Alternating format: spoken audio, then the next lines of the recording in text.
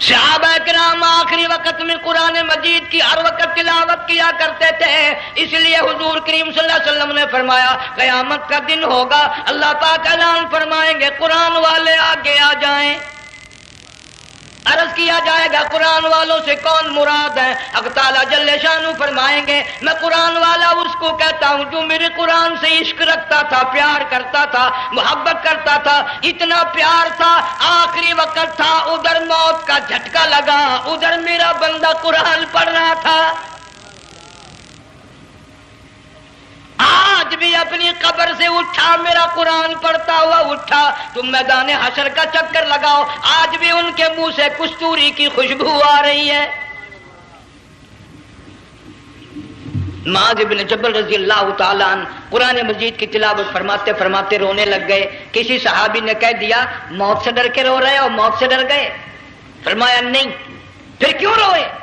صحابی کہتا ہے میرے دل کی تمنا میرے دل میں رہی، میری آرزو پوری نہ ہو سکی، میری حسرت پوری نہ ہوئی، میرا ذوق پورا نہ ہوا، میرا شوق پورا نہ ہوا، میری تمنا تھی گرمی کا موسم ہو، رمضان کا مہینہ ہو، میں روزہ دار ہوں، جہاد فی سبیل اللہ ہو، کفر اسلام کا مقابلہ ہو، میں کئی کافروں کو قتل کر دیتا، پھر کافر بھی اکٹھے ہو کر مجھ پہ ٹوٹ پڑتے، میرا ناک کاٹ لیتے، میری زبان کاٹ لیتے، میں اللہ کی حضور میں جاتا، اللہ مجھ سے پوچھتا معاذ دنیا سے کیا لایا؟ میں عرض کرتا الہی بولوں کیسے، زبان بھی تیری نام پہ کٹا کے آیا ہوں، اور روزہ رکھ کر آیا ہوں، نیت یہ ہے کہ تیرے محبوب کے حوض کوثر کے پانی سے روزہ افطار کروں گا۔ ان اللہ والوں کی یہ موت تھی۔ مالک بن دینار رحمت اللہ علیہ ایک عجیب نوجوان کا واقعہ تحریر فرماتے ہیں، گرمی تھی، دوپہر تھی، سورج اپنی شباب پہ تھا، بڑی سخت گرمی تھی، میں نے ایک نوجوان کو دیکھا، وہ پیروں سے معذور ہے، دونوں پیر نہیں ہیں، ہاتھوں کے بل زمین پہ گھسٹ گھسٹ کے چل رہا ہے، اور گلے میں کرتا بھی نہیں، سامان کوئی نہیں، سواری کوئی نہیں، کھانے پینے کا انتظام کوئی نہیں۔ مالک بن دینار رحمت اللہ علیہ فرماتے ہیں میں نے اس نوجوان سے پوچھا کہ تو کہاں سے چلا اس حالت میں؟ کہنے لگا میں بلخ بخارے سے چلا ہوں۔ تجھے یوں ہی ہاتھوں کے بل گھسٹتے چلتے کتنا عرصہ گزر گیا؟ نوجوان کہنے لگا اللہ والے 7 برس ختم ہو کر 8واں لگ چکا ہے۔ اس حالت میں کہ جی ہاں اسی حالت میں، تیرا کھانا پینا۔ جوان کہنے لگا والذی ہوا یطعمنی ویسقین وَإِذَا مَرِضْتُ فَهُوَ يَشْفِينِ، اللہ ہی کھلاتا ہے وہی پلاتا ہے، بیمار ہو جاتا ہوں وہی تندرستی عطا کرتا ہے۔ اور نوجوان دوپہر بڑی سخت ہے، گرمی بڑی سخت ہے، میرے یہاں دوپہر کو آرام کر لے، قیام کر لے، کچھ دیر ٹھہر جا، آج میرے یہاں قیام کر لے۔ نوجوان رونے لگا اور کہنے لگا مالک بن دینار یہ 2-4 منٹ جو تیری ساتھ باتوں میں میرے خرچ ہو گئے، مجھے ان کا ہی بڑا دکھ ہے، میں اور اپنی اس معذوری میں ہاتھوں کے بل 2-4 گز گھسٹ کر اور اپنے رب کے قریب ہو جاتا۔ یہ جو تیری ساتھ بات کرنے میں تھوڑا سا وقت خرچ ہو گیا، مجھے اس کا ہی بڑا دکھ ہے۔ ارے تو تھک گیا ہوگا۔ جوان کہتا ہے تیرے دیوانے مگر چلنے سے رک سکتے نہیں، تیرے دیوانے مگر چلنے سے رک سکتے نہیں، پاؤں تھک جاتے ہیں دل ان کے کبھی تھکتے نہیں۔ میرے سامنے تھکنے کا نام نہ لو، میرے دل میں عشق کی آگ جلی ہوئی ہے، سوز و گداز کا سمندر طوفان برپا کر رہا ہے، میں نہیں تھکنا جانتا، میرے یہاں نیند کا سوال نہیں، آرام کا سوال نہیں، میں تو گھسٹ گھسٹ کر رب کے دربار میں حاضر ہوا چاہتا ہوں۔ پوچھا کہ جا کہاں رہے ہو؟ کہنے لگا بیت اللہ کی زیارت کے لیے چلا، روز رسول اللہ صلی اللہ علیہ وسلم کی زیارت کے لیے چلا، کھانا پینا کچھ نہیں کہ نہیں، بس کہ منتظر ہوں اس گھڑی کا کہ کب وہ وقت آئے اور کب میں جا کر یوں کہوں کہ اے مدینے کی مہاجر سبز گنبد کے مکی، اے مدینے کے مہاجر سبز گنبد کی مکی، عرش ہے تیرے قدم کے فیض سے یہ سرزمین۔ کب وہ وقت آئے، کب میں مدینے کی گلیوں کو دیکھوں، کب آب و ہوا کو دیکھوں، کب مدینے کی بہاروں کو دیکھوں، کب گنبد خضرا پہ میری نگاہ پڑے، میرے دل کی تسلی ہو جائے۔ عاشق لوگ یوں ہی کیا کرتے ہیں۔ دیہات کی ایک عورت آئی رسول اکرم صلی اللہ علیہ وسلم کی وفات شریف کے بعد اور آ کے کہنے لگی بہن عائشہ رضی اللہ تعالیٰ عنہا، میں نے سنا ہے سرکار کی وفات شریف ہو گئی، کیا کہاں دفن کیا کہ اس حجرے میں؟ کہنے لگی مجھے دروازہ کھول کر قبر کی زیارت تو کرا دے۔ عورت ساتھ دیہات کی رہنے والی چوکٹ پہ کھڑی ہو کے کہنے لگی آقا جب بھی آتی تھی زبان تیری ہوتی تھی، قرآن خدا کا سنتی تھی، مسائل پوچھتی تھی، زیارت کرتی تھی، اب یہ زندگی اچھی نہیں لگتی، میں تیرے قدموں میں مرنا چاہتی ہوں۔ علماء نے لکھا ہے ایک چیخ ماری، چوکٹ پہ گر کر جان دے دی۔ سبحان اللہ۔ مالک بن دینار رحمت اللہ علیہ فرماتے میں بھی اس سال حج کے لیے گیا، مینا میں میں نے دیکھا کہ بڑا مجمع لگا ہوا ہے ایک جگہ، تو میں بھی گیا کہ یہ لوگ کیوں اکٹھے ہیں۔ میں نے لوگوں میں سے جھانک کر دیکھا تو وہی نوجوان بیٹھا ہے جس کو میں نے دوپہر کے وقت دیکھا تھا، وہی حالت ہے، گلے میں کرتا نہیں، گٹھڑی نہیں، ٹھیلا نہیں، سامان نہیں، اور رو رو کے یوں کہتا مولا آج کسی نے دمبے کی قربانی دی، کسی نے بکری کی قربانی دی، کسی نے اونٹ کی قربانی دی، کسی نے گائے کی قربانی دی، میں فقیر ہوں، میں مسکین ہوں، میں بالکل مفلس اور نادار ہوں، میرے پاس تو یہ میری جان ہے، میں اس کی قربانی دیا چاہتا ہوں، قبول فرما۔ ہزاروں لاکھوں لوگوں کے سامنے ایک چیخ ماری اور مینا میں جان دے دی۔ اس حالت میں ان اللہ والوں کا آخری وقت آتا ہے۔ دیکھ ہم لوگ مرتے ہیں ایکسیڈنٹوں میں، سڑکوں پہ، ادھر موت کا جھٹکا لگ رہا ہے، ادھر منہ میں کنجری کا گانا۔ ارشاد فرمایا مدنی کریم صلی اللہ تعالی علیہ وسلم نے سیاتی علی الناس زمان، اور لوگوں میری امت میں ایک وقت ایسا آئے گا لوگ اتنے برباد ہو جائیں گے، صبح کو آدمی مومن مسلمان ہوگا، شام کو موت آئی تو جنازہ کافر کا اٹھ رہا ہوگا۔ گھروں میں، محلوں میں آج موت آتی ہے، کنجری کا گانا منہ میں ہوتا ہے،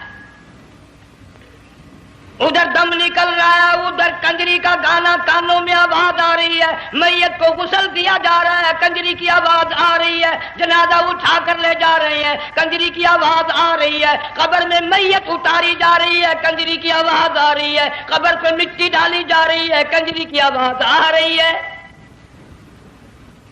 اس ماحول میں، اس معاشرے میں ہم کس طرح ایمان اور یقین اور ایمان ساتھ لے کر مریں گے؟ ہزاروں نہیں لاکھوں کو مرتے وقت کلمہ نصیب نہیں۔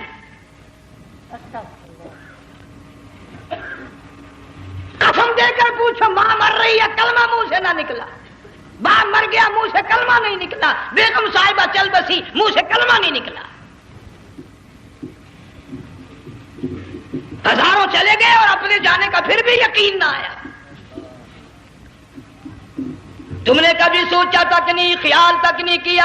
ارشاد فرمایا مدنی کریم صلی اللہ تعالی علیہ وسلم نے اور لوگوں ابو ہریرہ رضی اللہ تعالیٰ عنہ سے پوچھا تو کیوں رویا؟ عرض کرنے لگا میرے آقا اتنی کمزوری کبھی نہ دیکھی، اتنی ضعیفی کبھی نہ دیکھی، اتنی ناتوانی کبھی نہیں دیکھی، چہرہ انور بالکل کمزور ہو گیا۔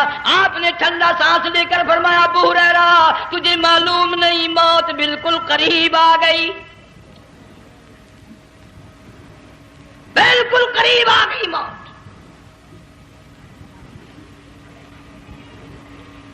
تیری ایک انگلی پکڑ کر اگر کوئی مروڑ دے کتنا دکھ ہوگا، درد ہوگا، ہائے ہائے ہائے۔ جنگ والوں کبھی تم نے سوچا نہیں 360 رگیں ٹوٹیں گی کیا حال بنے گا، اعضاء چھوٹیں گے، سر کے بالوں سے لے کر پیروں کے ناخنوں تک ہر جوڑ کو توڑ کے رکھ دیا جائے گا، وزیروں، سفیروں، امیروں، حسینوں، جمیلوں، تمام کے جوڑوں کو اکھاڑ کے رکھ دیا جاتا ہے۔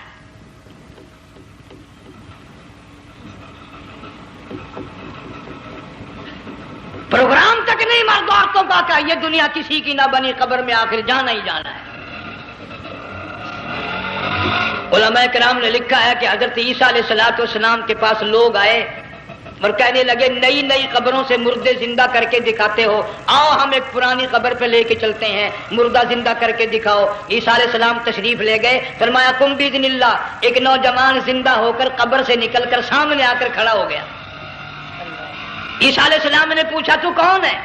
وہ کہنے لگا میرا نام سام ہے، میں حضرت نوح علیہ السلام کا بیٹا ہوں۔ تو پیغمبر کا دماغ تو پیغمبر کا ہوتا ہے نا۔ فرمایا تجھے تو بڑا عرصہ قبر میں گزر گیا، کتنے ہزار سال قبر میں گزر گئے؟ کہ جی ہاں۔ عیسیٰ علیہ السلام نے فرمایا یار ملاقات تو اللہ نے کرائی دی، قبر کا کچھ حال تو بتا، کیا بنتی ہے؟ قبر کا کچھ ماحول بتا، قبر کی خبر بتا۔ علماء کرام نے لکھا وہ نوجوان رونے لگا اور کہنے لگا عیسیٰ علیہ السلام تو قبر کی خبر پوچھتا ہے، قبر کا حال پوچھتا ہے، قبر کا ماحول پوچھتا ہے، قبر کا معاملہ مجھ سے پوچھتے ہو، آپ مجھ سے پہلے یہ کیوں نہیں پوچھتے کہ موت کا جھٹکا کتنا شدید ہے؟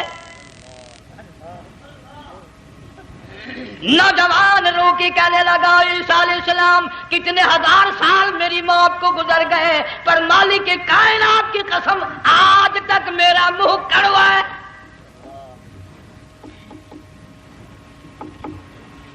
اس لیے جنگ والوں لمبی چوڑی بات کہنے کا وقت نہیں، حالات نہیں، میں تو تمہیں اتنا سا پیغام دینے آیا۔ کھانے پینے کا زمانہ ہے، میں جانتا ہوں تم کیلے کھاتے ہو، تمہیں کیلے کا ذائقہ معلوم ہے، امرود کا ذائقہ تم کو معلوم ہے، انار کا ذائقہ تمہیں معلوم ہے، انگور کا ذائقہ معلوم ہے، انناس کا ذائقہ معلوم ہے، آم کا ذائقہ معلوم ہے، ہزاروں پھلوں کے ذائقے تمہیں معلوم ہے، ہزاروں مٹھائیوں کے ذائقے تمہیں معلوم ہے، ہزاروں بیکری کی چیزوں کے ذائقے تمہیں معلوم ہے، ہزاروں شربتوں کے ذائقے معلوم ہے، پر تم نے جنگ والوں کبھی بھی قبرستان میں جا کر قبر والوں سے یہ نہیں پوچھا او قبر والوں ذرا بتاؤ تو صحیح موت کا ذائقہ کیسا ہے؟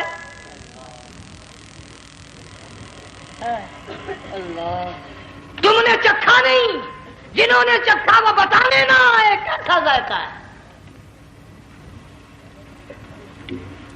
اس لیے قرآن کہتا کلا اذا بلغت التراقی وقیل من راق وظن انه الفراق والتفت الساق بالساق الى ربك يومئذ المساق۔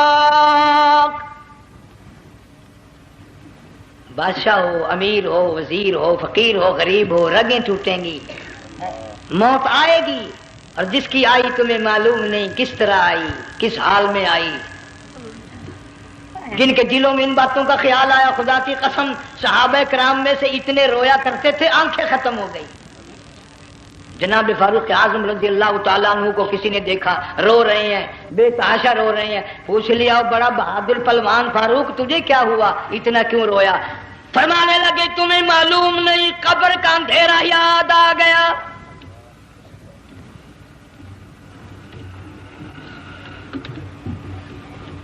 ایک 1,29,000 صحابہ کرام اس آخرت کے لیے قربانیاں دیتے آئے، اولاد کی قربانی دی، مال کی قربانی دی، جان کی قربانی دی، جو کرنا پڑا وہ کر گزرے، لیکن محمد عربی صلی اللہ علیہ وسلم کا دامن نہ چھوڑا۔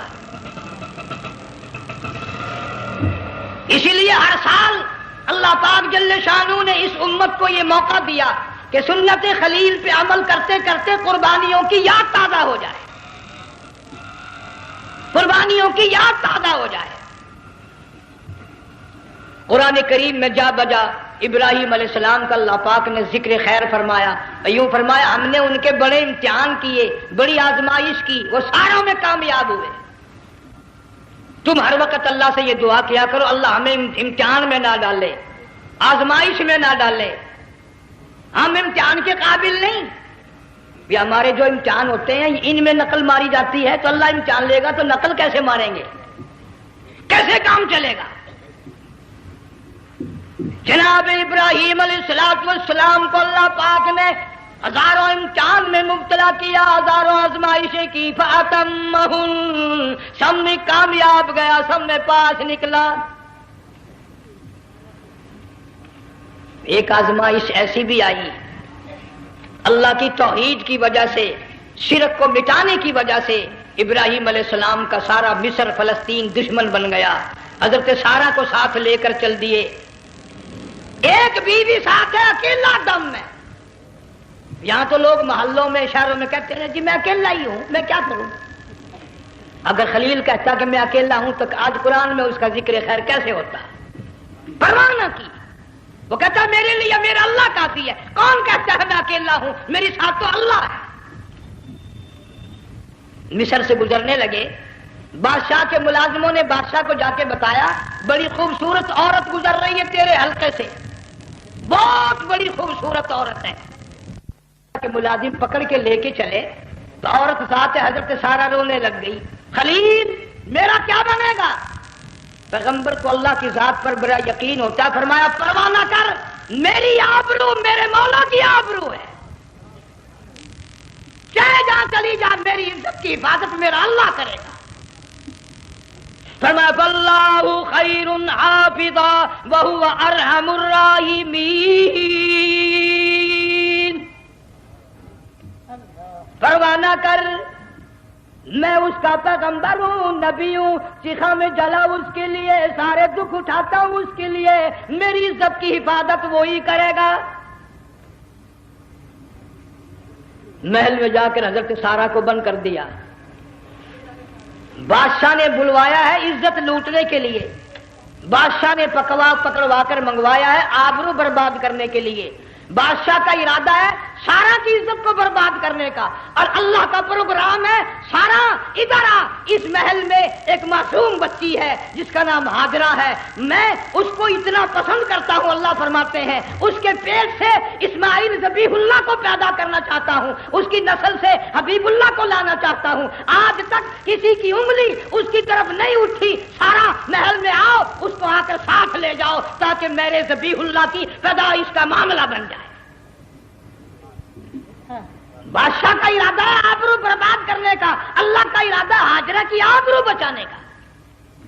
فرمایا وَيَمْكُرُونَ وَيَمْكُرُ اللَّهُ وَاللَّهُ خَيْرُ الْمَاكِرِينَ۔ اس نے بھی تدبیر بنائی، میں خدا نے بھی تدبیر بنائی۔ بادشاہ آیا حضرت سارہ کے قریب برائی کا ارادہ کر کے، مفسرین نے لکھا ہے حضرت سارہ نے فرمایا مجھے 2 رکعت نماز پڑھنے دے۔ یہاں سے پتہ چلا کوئی پاک دامن عورت، کوئی نیک بیٹی اگر غنڈوں میں بدماشوں میں پھنس جائے، عزت بچانے کا طریقہ یہ ہے وضو کر کے اللہ کے سامنے نیت تو باندھ، تیری عزت کے لیے وہ فرشتے بھیجے گا۔ علماء کرام نے لکھا ہے کہ ایک جہاز سمندر میں چل رہا ہے، طوفان آیا، جہاز تختہ تختہ ہو گیا، کچھ لوگ غرق ہو گئے، ڈوب گئے، کچھ تختوں پہ بہ کر کے چلنے لگے، ایک عورت گود میں بچہ ہے، ایک حبشی نوجوان دوسرے تختے پہ بیٹھا ہوا جاتا ہے، اس نے عورت اکیلی دیکھ کر اپنا تختہ چھوڑ دیا اور بدماشی کے ارادے سے عورت کے تختے پہ آ بیٹھا۔ تم جنگ والے سوچ رہے ہوگے کہ ڈوبتے وقت بھی باز نہ آئے، یہ سیلاب آتے ہیں لوگ بدماشیوں سے باز آئے؟ ڈوب گئے مگر باز نہ آئے، بغیرتی لوگ کرتے ہی رہے۔ علماء کرام نے لکھا حبشی نوجوان نے عورت کا بچہ چھینا سمندر میں پھینک دیا، عورت روئی اور کہنے لگی میرے اللہ بیٹھی رہتی ہوں، عزت جاتی ہے، حرکت کرتی ہوں ڈوب جاؤں گی، میں نے سنا ہے سمندر کی گہرائیوں سے تو نے یونس علیہ السلام کی سنی تھی، میں تو پانی کے اوپر بہ رہی ہوں، مولا میری آبرو بچا، میرا ایمان بچا، میری عزت بچا، تیرے سوا میری سننے والا کوئی نہیں، لا الہ الا انت سبحانک انی کنت من الظالمین۔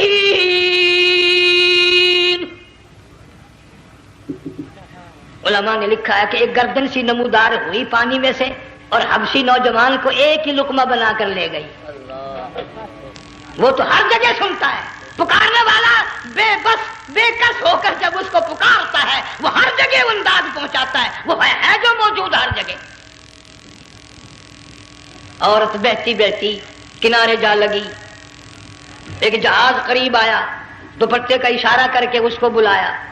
جہاز میں جب سوار ہوئی تو دیکھتی کیا ہے، ایک نوجوان کی گود میں اس کا وہ بچہ جو سمندر میں پھینک دیا تھا بیٹھا ہوا کھیل رہا ہے. ٹوٹ پڑی میرا بچہ ہے.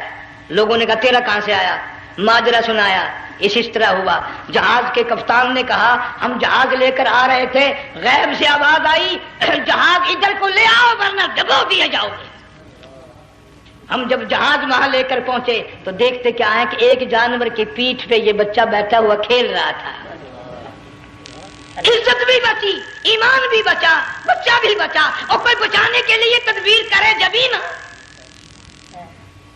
حضرت سارا نے نماز پڑھ کر بددعا کر دی. بادشاہ کے سارے بدن میں درد ہونے لگا. پیغمبر کا سارا گھر بڑا کریم ہوتا ہے. جب اس کو درد نے ستایا نا، کہنے لگا میں وعدہ کرتا ہوں تجھے کچھ نہیں کہوں گا، میرے لیے دعا کر دے. اب اگر کوئی جنگ کا ہوتا یا میں ہوتا کہتا دفع ہو تیرے واسطے دعا کا دی. لیکن حضرت سارا نے پھر جولی پھیلا دی، مولا وعدہ کرتا ہے بدماشی سے توبہ کرتا ہے، اس کو تندرستی عطا فرما دے. اللہ نے تندرستی عطا کر دی. وہ پھر کہنے لگا لو ایسی حسین عورت کب ہاتھ آئے گی، پھر برائی کے لیے تیار ہوگی. یہاں سے پتہ چلا کہ یہ جو گنڈے بدماش ہوتے ہیں ان کی قسم کا بھی کوئی یقین نہیں. اگلے دن ایک آدمی نے قسم کھائی تو اس کے خلاف کرنے لگا. لوگ کہنے لگے کہ تو نے قسم کھائی تھی، قرآن اٹھایا تھا. اب کہ کیا تھی گیا بل ڈٹھی ہوئی مسجد سی، پاٹیا ہوا قرآن سی. اگر ڈٹھی ہوئی مسجد سی تو پاٹیا قرآن سی، قرآن کے لا پورا سی جڑا میں چاہیا. مگر اسے یہ معلوم نہیں کہ تو نے تو پاڑیا قرآن اٹھایا، ڈٹھی ہوئی مسجد میں اٹھایا. خدا کا جب غضب آئے گا تو وہ ادھورا نہیں آئے گا، وہ ادھورا نہیں آیا کرتا. 3 مرتبہ اس بادشاہ نے حضرت سارا کے ساتھ ایسا کرنے کا ارادہ کیا. پھر دعا ہوئی، پھر بد دعا ہوئی، پھر دعا ہوئی، پھر بد دعا ہوئی. آخر کار کہنے لگا اپنے ملازموں کو کہ وہ بدماش ہو، عورت کے روپ میں کسی بلا کو پکڑ کے لائے ہو، کسی جن بھوت کو لے آئے ہو. اور کہنے لگا تو چلی میرے محل سے جلدی چلی جا. اور جاتی جاتی وہ کہا کہ یہ تیری خدمت کیا کرے گی، یہ بچی میرے محل میں ہے، اس کو ساتھ لے جا. حضرت سارا کو ہاجرہ کو ساتھ کر دیا.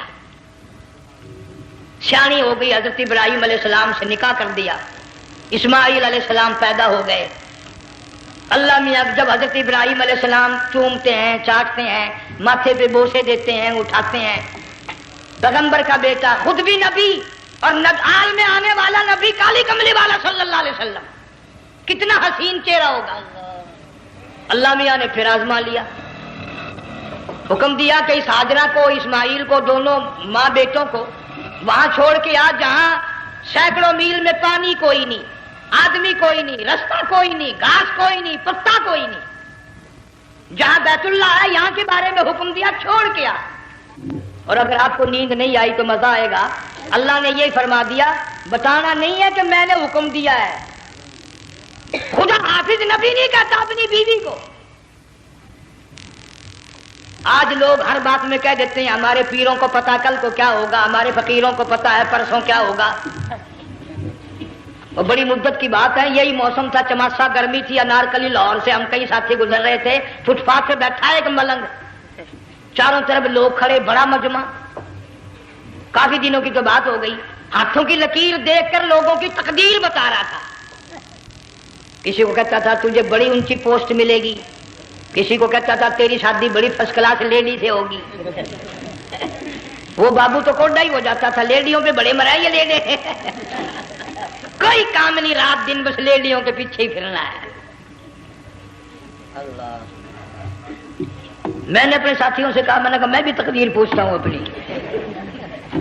کہنے لگے شرارت ہو جائے، یہ منع کر ہے، ساری دنیا پر ہاتھ دکھا رہی ہے، کوئی شرارت نہیں، میرے ہاتھ میں شرارت ہے. 1 روپیہ لے رہا تھا وہ، میں بھی لوگوں میں گھساتا بھیڑ میں سے اوپر نیچے ہی ہوتا میں بھی پہنچ گیا. اور دونوں گھٹنے میں نے زمین پہ رکھ دیا، روپیہ ہاتھ میں نے اس کا ذکر کہا. میں کہا ملنگ جی اگر اب ویکھیا میری شادی ہو جائے گی کہ نہیں. اب اس نے دیکھ کے میری طرف کہنے لگا، اس نے سوچا کہ یہاں اچھے بھلے کو نہیں ملتی پاکستان میں،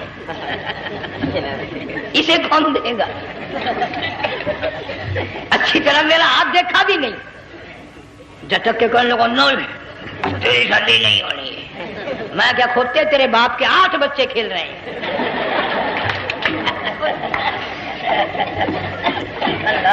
یوں ہی عقیدے بگڑ جاتے ہیں لوگ۔ ہمارے پیر کو پتا، فقیر کو پتا، کسی کو پتا نہیں ہے، کوئی نہیں جانتا۔ فرمایا وما تدری نفس ماذا تکسب غدا، کوئی نہیں جانتا کل کیا ہو جائے گا۔ وما تدری نفس بأي أرض تموت، کوئی نہیں جانتا زمین کے کس ٹکڑے پہ موت آئے گی۔ ان اللہ علیم خبیر، ایک اللہ کی ذات جانتی ہے۔ حضرت ہاجرہ اسماعیل علیہ السلام کو چھوڑ کر چل دیے، نہ خدا حافظ کہا، نہ کوئی تسلی دی، تھوڑی سی کھجوریں، تھوڑا سا پانی، ختم ہو گیا۔ ابراہیم علیہ السلام جب دور نکل گئے تو حضرت ہاجرہ نے دیکھا یہ تو چلے گئے، کھڑی ہو کر آواز دی، اے میرے ابراہیم۔ مڑ کر نہیں دیکھتے۔ جنگ والوں، اللہ کا پیغمبر اللہ کی اجازت کے بغیر اپنی بیوی کی طرف نہیں دیکھتا، گھر والی کی طرف نظر اٹھا کر نہیں دیکھتا۔ ایک تم ہو، چٹی داڑھی، بڑھیپا، کالے برقعے والی نظر آ جائے نا، آگے بھاگ کر بڑے نہیں آتے ہیں، کہاں جانا چاہتی ہیں آپ؟ تیری ماں لگتی ہے آپ چلی جائے، تو یہ کیا ہوا؟ یہ کالے برقعے پہ مرتے مرتے مرتے مرتے مری گئے۔ ایسا عجیب تماشا۔ وہ لاہور پلیٹ فارم پر پھر رہی تھی نا ایک لیڈی برقع اوڑے، آ گیا ایک لیڈا، کہنے لگا سیب و نپ لاؤں؟ نے کہا لے آئے، نے کہا واہ کام بن گیا، اس سیب و نپ لے آیا۔ تھوڑی دیر کے بعد کہنے لگا میرے خیال میں کوئی پھینٹا بھی ہو جائے، انہوں نے کہا لے آئے، انہوں نے کہا سبحان اللہ پکا کام ہو گیا۔ وہ سیب و نپ بھی پی لی، پھینٹا بھی ڈکار گئی۔ تھوڑی سی دیر کے بعد کہنے لگا سیب لے آؤں؟ وہ لے ہی آیا سیب، کیا آپ کے لیے میں سیب لایا ہوں آپ کھائیں؟ کہنے لگی نہیں آپ کھائیں۔ اس نے سوچا ہو میری بھی محبت ہو گئی ہے، سیب کھانے کے لیے مجھے بھی کہہ رہی ہے۔ جب اس نے اصرار کیا نا کہ میں تو تیرے لیے لایا ہوں، کھا تو صحیح، کہنے لگی کیسے کھاؤں، میرے منہ میں دانت ہی نہیں ہے۔ اب پتا چلا اسے کہ صبح سے میں تو پرانے پپی کے پیچھے پھر رہا تھا۔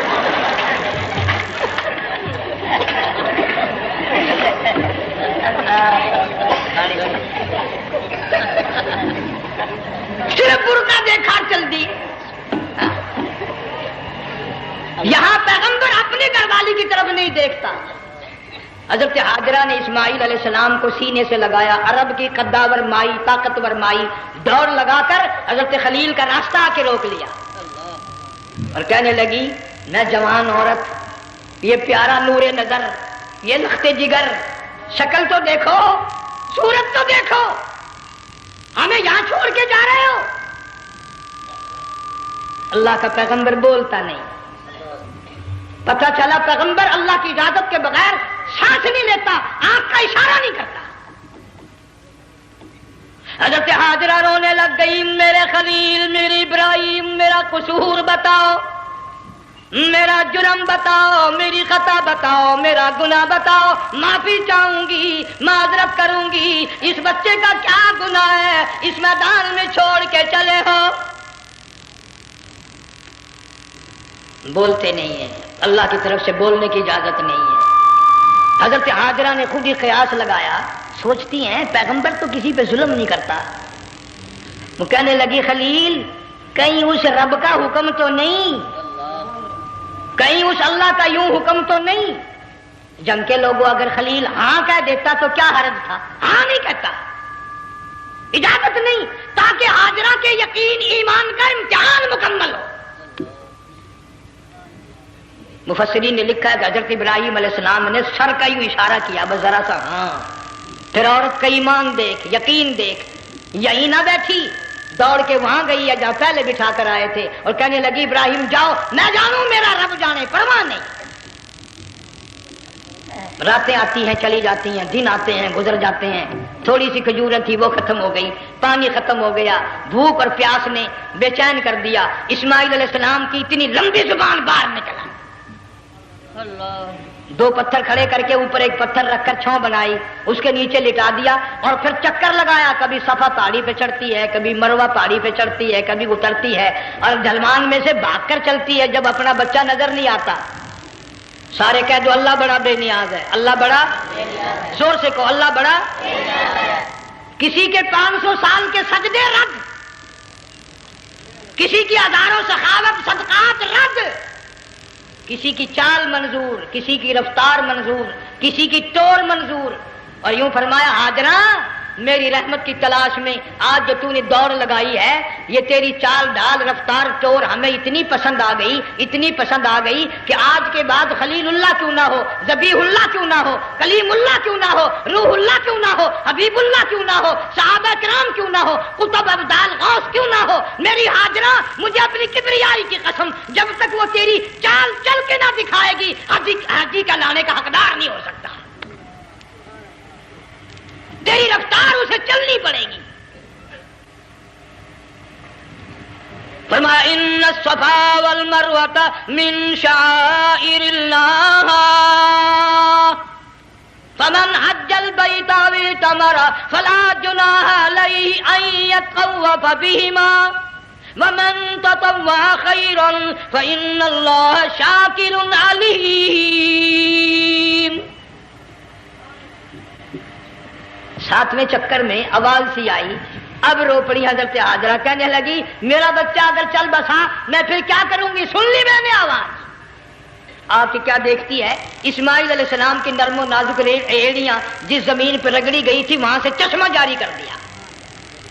حضرت ہاجرہ نے پی لیا، بھوک بھی ختم ہو گئی، پیاس بھی ختم ہو گئی، بچے کو بھی پلایا۔ اللہ تعالیٰ نے خانہ کعبہ کی بنیاد ڈال دی، ایسے گھر کی بنیاد ڈالی۔ حضور صلی اللہ علیہ وسلم فرماتے ہیں 500 سال کی عبادت ایک طرف اور بیت اللہ پہ ایک نگاہ یوں ڈالنا ایک طرف۔ 500 سال کی عبادت کا وہ ثواب نہیں جو ایک نظر خانہ کعبہ پہ ڈالنے کا ثواب ہے۔ اور اللہ پاک یوں فرماتے ہیں کہ جو آنے والا حجر اسود کو بوسہ دیتا ہے، اللہ پاک یوں فرماتے ہیں میں سمجھتا ہوں میرا سجا ہاتھ پکڑ کر میرے بندے نے چوم لیا۔ جو غلاف کعبہ کو پکڑ کر مانگتا ہے، اللہ فرماتے ہیں میں یہ سمجھتا ہوں میرا دامن پکڑ کے مانگ لیا۔ جو مقام ملتزم پہ لپٹ کے مانگتا ہے، اللہ فرماتے ہیں میں سمجھتا ہوں میری چوکھٹ پہ پڑھ کے مانگ لیا۔ اور فرمایا لوگوں یہ جو آنے والے آئے ہیں یہ رشتہ داروں کے مہمان نہیں، عزیزوں کے مہمان نہیں، دوستوں کے مہمان نہیں، میں خدا میزبان ہوں، یہ میرے مہمان ہیں۔ آج ان کی دعاؤں پہ آمین کہو، فرشتوں کو حکم ہوتا ہے ان سے مصافحہ کرو۔ مگر اللہ تعالیٰ سب کو توفیق دے کہ حج مکمل کر کے آئیں اور سب کا حج قبول فرمائے۔ میرے علاقے میں کئی سالوں کی بات ہے پرانی، جب کوئی حاجی تھا، ایک آدمی حج کر کے آیا، میں دوپہر کو اس کو ملنے گیا تو زور کی نماز کا وقت آیا، میں اٹھ کے چلا گیا نماز پڑھنے۔ پھر عصر کی نماز کا وقت آیا، میں اٹھا اور نماز پڑھ کے آ گیا۔ میں نے اس حاجی کے لڑکے سے پوچھا، میں نے کہا حاجی صاحب نے نماز یہیں پڑھی؟ تو کہنے لگا جی ابھی شروع نہیں کی، سفر کے تھکے ہوئے ہیں نا، 2-4 دن کے بعد شروع کریں گے۔ شکر ہے پہلے لوگ جھوٹ نہیں بولا کرتے تھے، ہاں آج کل کا ہوتا ہے نا تو وہ کہہ دیتا ہے جی یہ تو کئی وقت کی کچھی پڑھ کر بیٹھے ہیں۔ تو پھر مولوی تھا نا، میں بیٹھ گیا حاجی کے پاس، باتوں میں اس کو لے آیا، یہی میں نے کہا حاجی صاحب نماز نہیں پڑھی؟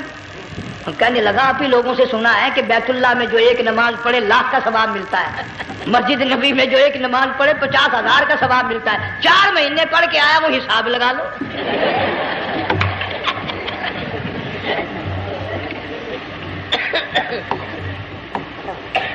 مسائل سیکھتے نہیں، ارکان اور آداب بیت اللہ کے سیکھتے نہیں۔ डीसी के दफ्तर में अगर जाना हो, कईयों से पूछे कैसा जाऊं, किस तरह दरखास्त दूं, कैसे कहूं, कैसे खड़ा हूं, कैसे बैठूं, क्या अर्ज करूं, और अल्लाह के दरबार में हम जाते हैं और सीख करने जाते हैं। ये खौफ नहीं कि अगर बेअदबी होगी तो मारा जाऊंगा। अल्लाह तबारक व तआला जल्ल शानहू ने इस्माइल अलैहिस्सलाम की नर्म नाजुक एड़ियों से बुनियाद डालकर खाने काबा की, अल्लाह ने हमें ये काबा दिया, गुनाहों की माफी मांगने के लिए वहां जाओ, अल्लाह तबारक व तआला के दरबार में हाजिर होकर मांगने के लिए यहाँ आ जाओ। इरशाद फरमाया मदनी करीम सल्लल्लाहु तआला अलैहि वसल्लम ने, जो आदमी सही अरकान हज के अदा करके वापिस जाता है, इस तरह वापिस आता गोया आज ही माँ के पेट से पैदा हुआ। पहले लोग यूं ही हज किया करते थे, यूं ही कुर्बानियां करते थे, अब तो हर चीज की लोग आसानी तलाश करते हैं। पिछले बकरीद के मौके पर हमारे मस्जिद में एक आदमी मुझे कहने लगा, अगर कोई गरीब आदमी मुर्गी की कुर्बानी दे दे तो लग जाएगी? मैंने कहा तू मक्खी मार दे, इंशाल्लाह वही लग जाएगी। सारे काम टेढ़ी हो गए, नीचे नीचे नीचे नीचे को चले आ रहे। आजकल वो टेढ़ी बकरे बकरी आए हुए हैं ना, कहीं तो कुर्बानी के लिए या कंधे को उठाकर लावे। अब बताओ ये गोश्त बांटेगा या खावेगा या फ्रिज में रखेगा, क्या करेगा? बिल्कुल काम बिगड़ गया। हुजूर सल्लल्लाहु अलैहि वसल्लम ने फरमाया, कुर्बानी का जानवर अच्छा तलाश करके लाओ, उसके बदन पे जितने बाल होते हैं उतनी नेकियां लिखी जाती हैं। और मेरा मौजू नहीं, हुजूर सल्लल्लाहु अलैहि वसल्लम ने फरमाया कि मैंने अल्लाह से दुआ की थी, मेरी उम्मत का क्या बनेगा। पुल सरात पे से गुजरते वक्त अल्लाह ताला ने मेरी दुआ को कबूल फरमा कर यूं फरमा दिया कि तेरी उम्मत जो कुर्बानी में जानवर ज़िबा करेगी, मैं खुदा पुल सरात के किनारे पर जिंदा करके उन सब जानवरों को सवारियां बनाकर पेश कर दूंगा। इसलिए बकरा ईद बिल्कुल करीब आ गई। हर दीन ईमान इस्लाम के लिए कुर्बानी के लिए तैयार रहो। ज्यादा से ज्यादा मुझे आजकल फिक्र लगा हुआ है कि अपने घरों को में नमाज का इस्तेमाल करो। आज हाल ये बना हुआ है कि अगर घरवाली की गोद में मौत आई तो घरवाली बेनमाज, धी की गोद में मौत आई धी बेनमाज, बहन की झोली में मौत आई बहन बेनमाज, बेटे की गोद में मौत आई बेटा बेनमाज, भाई की गोद में मौत आई भाई बेनमाज, डॉक्टर के हाथ में मौत आई डॉक्टर बेनमाज, कंप्यूटर के हाथ में मौत आई कंप्यूटर बेनमाज, नर्स के हाथ में मौत आई नर्स बेनमाज, तेरा कफन खरीद के लाने वाला बेनमाज, तेरे गुस्ल का पानी गर्म करने वाला बेनमाज, तेरी कब्र खोदने वाले बेनमाज, तेरा जनाजा उठाने वाले बेनमाज, तेरी कब्र पे मिट्टी डालने वाले बेनमाज। अगर तू नमाजी भी है, ये इतने चारों तरफ के बेनमाज तुझे जन्नत में कब जाने देंगे?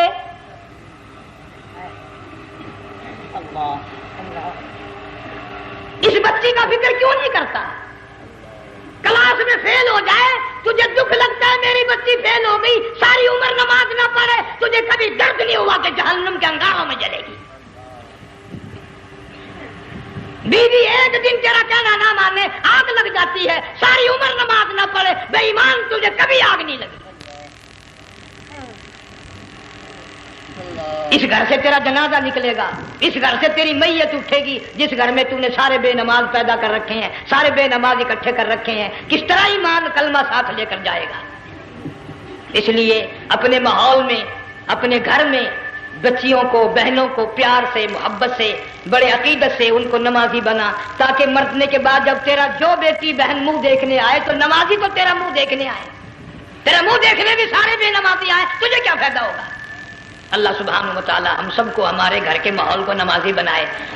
मुफ्ती साहब इस दुनिया फानी से रुखसत हो गए, तशरीफ ले गए, जन सारा बेवारसा हो गया। मुफ्ती साहब ही का मदरसा है, ये मुफ्ती साहब ही के बच्चे हैं, इन बच्चों की सरपरस्ती करो, इनका इकराम करो, इनकी इज्जत करो, जामिया हलीमिया की खिदमत करो। बकरा ईद का मौका आ रहा है, वो तो ना जाने किस किस तरीके से अपना काम चलाते थे, हजारों लोगों से उनके ताल्लुकात थे। ये बच्चे हैं, नया काम है। अल्लाह सुब्हानहू व तआला हर खिदमत गुजार को दो जहान में सुरखरुई अता फरमाए। बड़ी अच्छी अच्छी केसें आपको यहाँ सामने से मिलेंगी अपने घर का माहौल बनाने के लिए। पैगंबर की दुआ से पहले ना उठा करो भाई। हाय हाय, कोई दुनिया का दीन का जिसको कोई अल्लाह से हाजत हो बैठ जाए एक मिनट के लिए, दुरूद शरीफ पढ़ के दुआ मांगो। अल्लाहुम्मा सल्लि व सल्लिम व बारिक अला सय्यदिना व मौलाना मुहम्मद व अला आलि सय्यदिना व मौलाना मुहम्मद व बारिक व सल्लिम।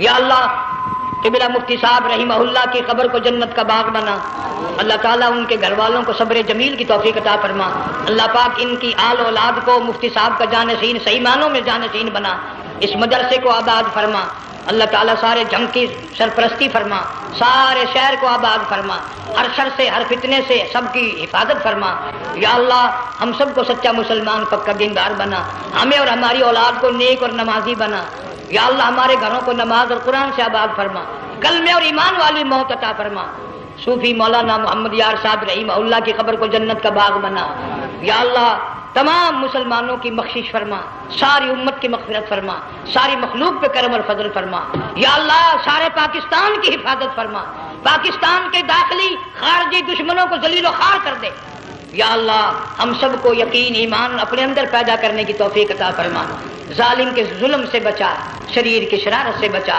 مولا حاسدوں کے حسد سے بچا، فتنہ پردازوں سے ہم سب کی حفاظت فرما، بے اولاد کو اولاد عطا فرما، جن کے پاس بچیاں ہیں اللہ تعالیٰ نرینہ اولاد عطا فرما۔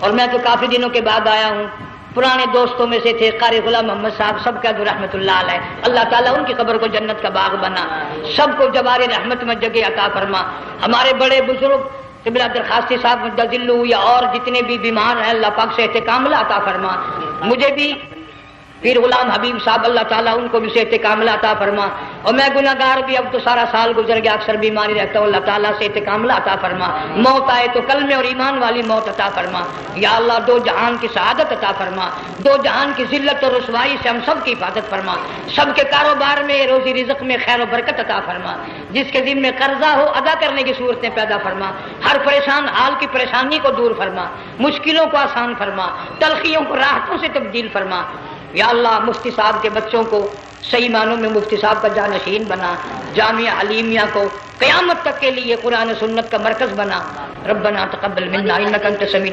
افغانستان کے مجاہدین کو ہمیشہ ہمیشہ کے لیے کامیاب فرما، جتنے لاکھوں طالب علم اللہ والے شہید ہو گئے سب کے درجوں کو بلند فرما، افغانستان کے سارے مجاہدین کو اللہ تعالیٰ کامیاب فرما، روسی امریکی یہودی مرزائی عیسائی یہ جتنے منصوبے بنا کر مسلمانوں کو تباہ کر رہے ہیں یا اللہ ان سب منصوبوں کو برباد کر دے، ان کے تمام منصوبوں کو خاتمے ملا دے، صلی اللہ علیہ حبیبہ محمد وآلہ وصحبہ اجمعین برحمتک یا اللہ۔